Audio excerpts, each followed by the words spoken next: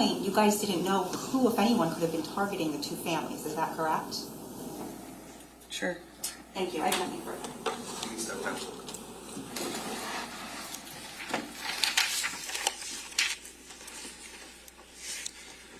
Defense, call the next witness. The defense will call Marissa Caneiro.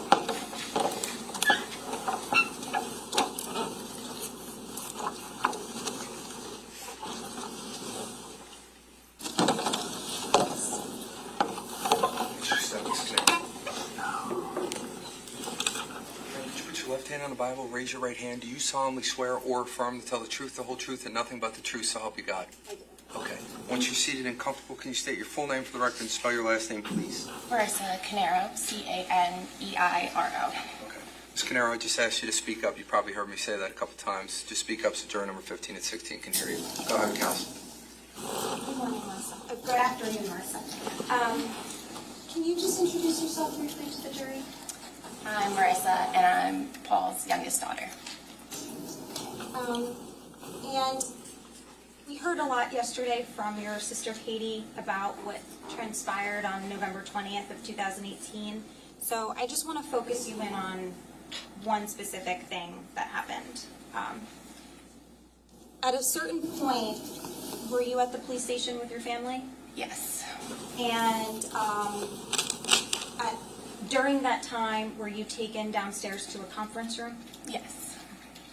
And while you were in that conference room with your dad, did you learn any information about what was happening with your family? When we were alone, me and him. Yeah, here, I'll back up. At some point, are you in the conference room with your entire family? Yes. Okay. And thereafter, were certain members of your family taken out, and were you left alone with your dad in the conference room? Yes. My mom and sister were taken out of the room, and then it was just me and my dad in there. Okay. And when it was just you and your dad, was there a point in time where you learned information about your family?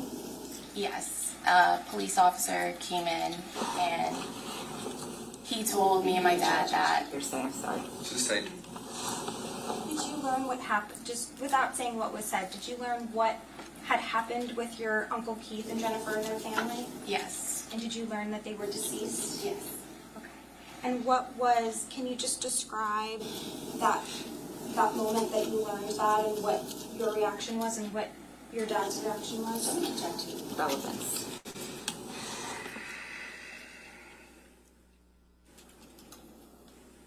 You can answer as it relates to your dad. When they told us that everyone died, my dad was really upset and crying. He fell to the floor, and I was sitting across from him at that point. So I got up, and I was on the floor with him, just holding him. He was crying a lot, and my shoulder was wet. And then eventually they told me I had to leave the room as well. So I don't know what else happened. When you were in the room with your dad and he was upset and crying on your shoulder, did you say he fell? Yeah, he was sitting on the chair, and then he fell to his knees. So I went over there, and I was just holding him up. And about how long were you on the ground with your dad before you were taken out of the room during this time? Maybe 3 to 5 minutes. That's all I have. Ross?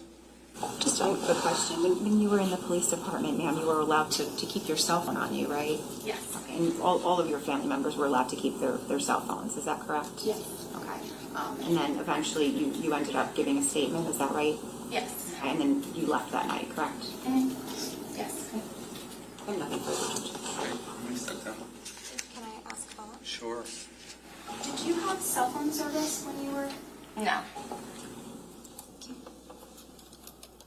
Nothing, Judge. You can step down. Thank you.